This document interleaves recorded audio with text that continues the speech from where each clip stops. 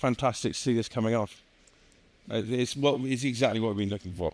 Something across all that number of countries and that cooperation. It's what we've been looking for. So let's go to the panel. Bob, first of all, I'll try and turn to you and probably picking up what Lara is talking about what's your use case. Yep. Taking that customer lens, what is it that you think is driving? What's your research say about what's driving edge and private networks and demand that's the solution? Yeah, that's a great question. Thanks for that. When we first started down this 5G journey, and I was responsible for 5G, there were all these kind of crazy but interesting use cases, science fiction stuff and all that. And I think there was a lot of fixation on that. My favorite one that I love to talk about was remote haptic drone surgery, because we always wanted to reach out there. Fortunately, I think we've moved past that. I love the innovation, right? I love the forward looking. But I think what's happening now is customers are getting really practical and pragmatic around where can I use this technology. And so what we're seeing, not just from research, but actually from real work, things like, distribution, supply chain, warehouse. Obviously, that's a big area where we see a lot of private networking going on. We have some stuff going on now with broadcast video as well for, actual production, broadcast video and events. The upcoming games, actually, we're supporting broadcast video for some exciting, for the opening ceremony and for some sporting events there. And that's using private 5G. So that's kind of exciting on the other side. On the edge, where we're seeing, I saw the chart up there and I resonated with some of that. Connected cars are actually a huge generator of data. They need firmware and software being sent to them. There's a lot of telematics that come out of there, and so we're seeing edge compute there, and industrial applications. But there are a wealth of them that are coming in. But what we see is people kind of getting practical around that. Cool. Nice to hear. Demand. Andrea, it's taken a while. We've all stood up here for a number of years and said, it's coming. It's taken a while, and it seems to be coming now. What are the problems are being difficult to solve? Okay, we have to admit that it took a while, and there were some complexities. Let me explain the concept of edge computing. So deploying some cloudlets, some small data center at the edge of the network is not a huge complexity per se. Here we are talking about something different. We are talking about, let's say, the full deep interoperability of data center technology with telco 5G technology, and that's a different story. In addition to this, we set up the ambition. We had to focus, let's say, the problem, and we end up understanding that we needed some high-level requirement. We needed full interoperability. We needed mobility. We needed sustainability and green by design. So we set up also a level of requirement which is quite challenging. And you also need to remember that as mobile operator, we come from a world which is fully standardized. So we have on the side of the telco and 5G full standardization from HC3 GPP. On the other side, the IT world, the data center world with different entities like Linux Foundation, Open Source, CNCF, and there's a bit of land in between which is not covered. So we had to really start working, understanding how to merge the two. Okay, good to understand. Lara, has there been, you've started working together, has there been any breakthroughs particularly that you've sort of found working together? Yeah, so of course, creating a telco edge is nothing you do just tomorrow. It's not that we only buy a data center, put some hardware in, and then it's working. It's more than that. You need a distributed infrastructure. You need to connect it to your connectivity, and you need to have a federated platform, which we're working now on together. And then you need to have the relevant use cases. And this all needs to meet at the market to an adequate price. And we need to be able to compete with a hyperscaler, but also to possibly be combined with a hyperscaler solution depending on what the customer wants and what the conditions are. So this took a while, and of course this was challenging, but now through the IPCEI, our collaboration and the standards we're doing there together, I think we can really bring this forward. Yeah, it's great to see the progress. Really is. Juan Carlos, you've been working with GSMA for a number of years and with TEF and working on it. Do you think we're now at the tipping point? Are we now making it? Well, of course. You remember that it was 2019 that we were discussing this concept, and even writing the first white papers on what could be, something like this, the operator platform and the edge computing, the telco computing. We have been for years running trials and checking the concept. We were very happy with the results of the trials, so that was really an interesting topic. We even made testing, you remember, on federation, interconnecting different platforms, so to understand that this was feasible. And I think at the end, this is coming to reality. So finally, we have found a project that is gathering 100 companies, to implement something that, again, I think is going to change the industry.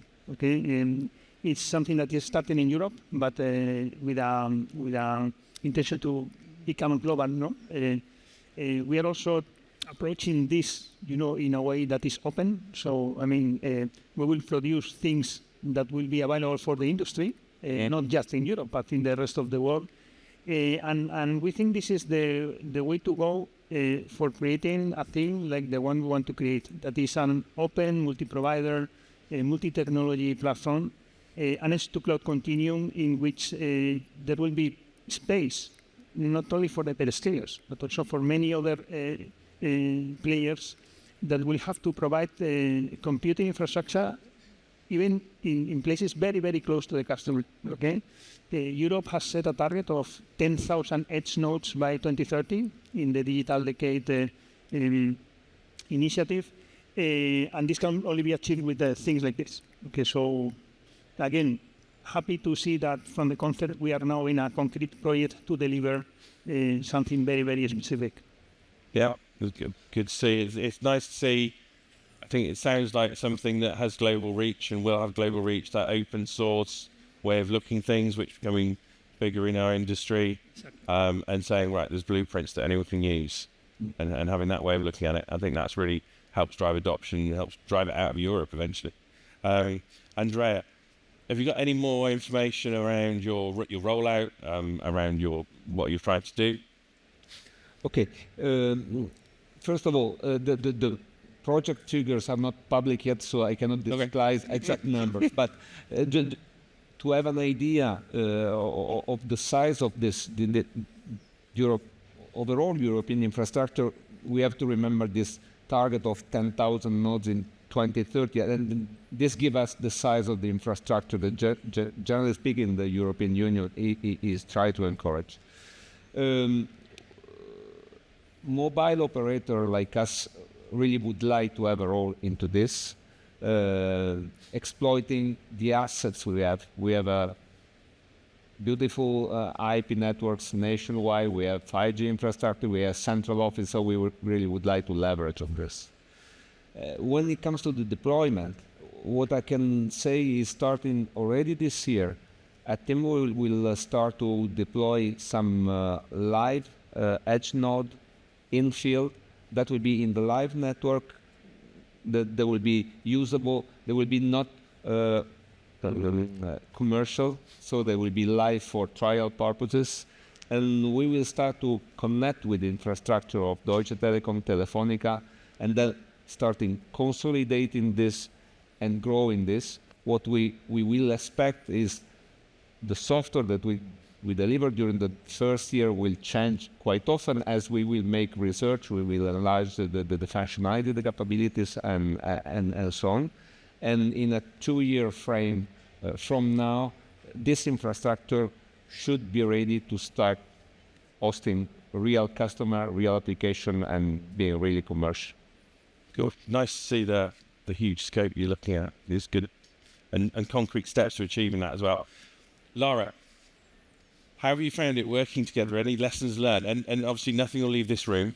Of course, nothing. But how have you found it working there? Any lessons? So first of all, we don't only started working together on this.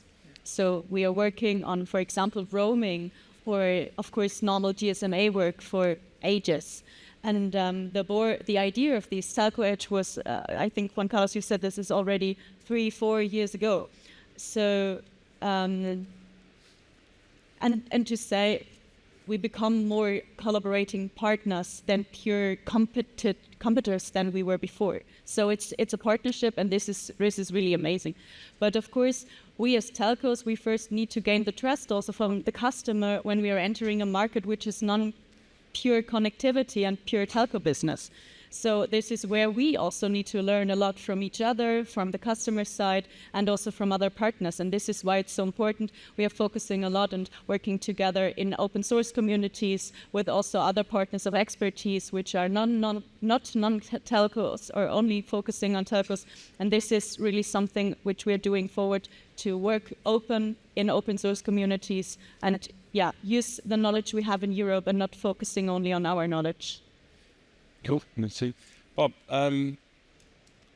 do you see this? How does this go far? How far does this go to solving the European edge? Is this something that customers are looking for? Is this going to go there?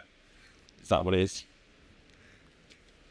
Yeah, thanks for that. So I think a couple thoughts on this. One, simplifying this for the customer and providing that sort of federated, unified view for the customer is really critical. And I think that's going to be a huge value for the enterprise customers, to allow them a common way to sort of roam across different countries, and as different divisions are trying to interact with different operators.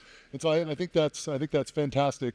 I think the work to open up the networks with the Camara APIs and with some of the standardized APIs is really important as well. The other side of it, and it's not necessarily the other side of it, but I think the cautionary tale that we always have, and we've been down this path in so many different ways, and we ourselves have been down this path as well, is it still needs to stay oriented around, okay, here's the problem the customer is trying to solve, and then here are the range of solutions that could solve that problem. Because the tendency is to say, okay, I have these things, I want to package them up and then push them out there to the customer. And those don't always meet in the middle. You know, sometimes you can sort of miss the mark. And so I think that's sort of the cautionary tale that I see when we spend a lot of time developing something, is all of a sudden, hey, we have this great thing and we put it out there, and then, oh wait, maybe that didn't, you don't have quite the pull. And I know the team is focusing on those enterprises and those use cases, but I think that's the thing that I would just challenge to make sure. Let's use that lens. Let's kind of use the reverse, work backwards from here's what the customer is trying to do, and come back in, and here are the things that can be exposed by the operator gateway. Here are the other things that needs to exist within the enterprise, and how those all work together too. I think that's where the big win is, and where we don't end up with this sort of mismatch, if you will. So 3 important things: simplify. Exactly. And always think of the customer. Juan Carlos, private networks. Could you tell us? We talked about cloud. Private networks. Could you tell us where we are, where Telefonica is, and does this European cloud make things more difficult, easier? How does that involve anything? Well, private network is a great business, in 5G. I remember we deployed our first network in private network in Germany, in the factory of Daimler in 2019.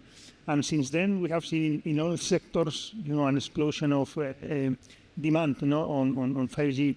So far, we have had to deliver private networks with a lot of dedicated equipment on the customer premises. Okay, so most of the solutions require that you have the full network on the premises.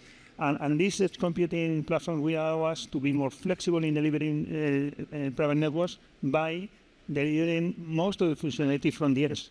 Okay, there will be, of course, a physical part that needs to be on premise. That is the antennas. But the rest of functionality, there is a strong demand from the customer to be close because they need low latency and secure, no? Because of, of course, there's critical applications, and the edge is meeting both requirements. Okay, so I think that there is an opportunity now with these edge computing services to scale and ramp up on the delivery of private networks, especially if we are able to deliver this capacity through APIs, so that solutions, this solution is something that we can deploy automatically, and by software. So the future I see and the synergy between private networks and edge, I think, is great. It's great, and I think will make both businesses grow very much in the following years. Cool. Yeah. Lara, how does DT? So what's the DT position around private networks and federated edge? They seem together, separate. How are you approaching it? So to our perspective is totally together. Because when you come from a customer perspective, you already have the needs today that the customer wants both. The combination of a public and a private network. You have the public network where all the goods and the inputs come in, and where you sort also your mobile, for example, use cases. As I said, for example, the trucks coming into your to your logistics company, and you need to track them where they are at the moment. And in the moment when you enter your production, for example, then you need to have them maybe private and want to have them on your own, because they, as Carlos said, Juan Carlos, that they're really highly secure, and you don't want to leave them in the outside world. And this is why for us it's really important. And for us it's also really important that this not only ends at the country border, that it's not only ending in Germany for us at Deutsche Telekom. This use case and the demand from the customer is across Europe, across the whole world. And this is why this federated thought is so important in this cloud-to-edge continuum, which we are following in the IPCEI. Cool, nice to hear. Andrea, the demand for private networks, we see generally a rise in privacy and privacy concerns and data concerns. That private network side, do you see that as a driver as far as TIM is concerned? Yes, I think the driver now, it's a combination of privacy and performance. If I look at the typical customer that wants to move into edge computing private network, the companies we are trialing with, co-working and making innovation together, it's typically a mid-size or large enterprise that really would like to have great performance, low latency, high volumes of data, and at the same time the willingness to keep the sensitive data local inside the company. Typically automotive production, robotized production, these are the typical environment we see in this moment as the hot ones. I think the combination of edge computing and private network is definitely a good one, because if you look at the evolution that the telco technology is having in this period in time, everything is softwareized. We see in every product separation from hardware software. The software is more and more containerized. As Juan Carlos is saying, of course, we will have some physical assets. We will need antennas and so on, but everything is becoming software, and the technology is more and more becoming the same from the data center world, the IT world. So having one single deployment, one single architecture, which is putting together on a single cloud infrastructure, the network technology and the cloud service technology is definitely an opportunity, the right choice, because it's efficient, it's fast, and I see really an opportunity now on this. Thanks very much. So last question across the panel, and I'll ask the same question to everyone. Is there any single factor or thing that's driving your strategy, or thing part of your strategy for Edge? And Andrea, if I can come to you first, and we'll go down the panel. You mean a single? Is there any single factor you think you need to get right that needs to drive your 5G Edge strategy? No.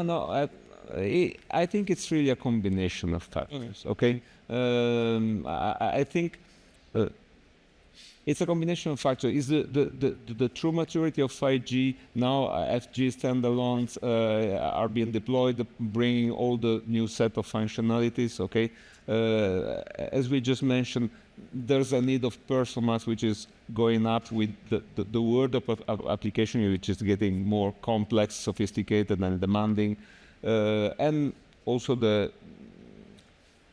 let's say the need of interoperability and privacy at the same time. So, in my understanding, it's Okay. many things together. Many things. That's fair enough. Juan Carlos, over to you. Well, for me it's difficult to say one thing, Yeah. but if we set apart the operational part on understanding or creating a practice to deploy edge node at a scale, remember that we have to deploy 10,000 by 2030. Okay, so apart from that is operating practice, I think there are key elements in the current platforms that are missing for this to succeed. First, and we have mentioned this, simple interface to access the services. Second, multi-cloud orchestration. And third, federation. These three elements are the key, in my view, for this to succeed. Cool. Thanks, Steve. Yeah. Lara? So of course I totally agree with what they both said, so I don't want to repeat. This is why I say something different which might be a little bit simple, but for us it's the change of the environment. So pure connectivity, which we are doing as the telco, becomes less and less important, so we need to change. And therefore we have the need and also I think we need to do it as the telco to use our network and our connectivity and combine it with compute to offer the best suitable solution for the customer, because this is the only reason or the only possibility to fulfill their needs and their use cases. And this is, of course, everything what they said is true, but to make it a bit more bigger, this is why we need to change and we need to adapt. And only with that we can make revenues, we can ensure growth, but we also can enable the use cases. Thank you very much. And last but not least, Bob. So if I was going to say one thing, I would say customer centricity, but I don't think that's quite enough. And I haven't got another minute here, so. There are a couple things that I think are really important here. For the enterprise customers and for the end customers, it really is about bringing all this together, understanding the broader environment and bringing it all together. For the operators, and I think this is part of why we're here, right? This is the opportunity to really capture a bigger piece of the business. 4G made a lot of investments in the network, and then a lot of the monetization happened around the network, right, at the application layer and at the device layer. And now this is the opportunity, looking across all the connectivity, to democratize that connectivity layer and provide those interfaces to where applications and customers can truly interface with it, simplifying that very complex environment to where now operators have that opportunity to participate more actively in that value chain. And so I think the enterprise side, don't just think about what you have, think about the whole environment. And from the operators, we need to seize this opportunity here and not miss this. Yes. Cool. Nice to know. I think it's all coming together. Path to enlightenment. We get that. So hopefully next year will be the same story, but further on. That brings us to the end of the panel. I say thank you very much to the panel that we've had today.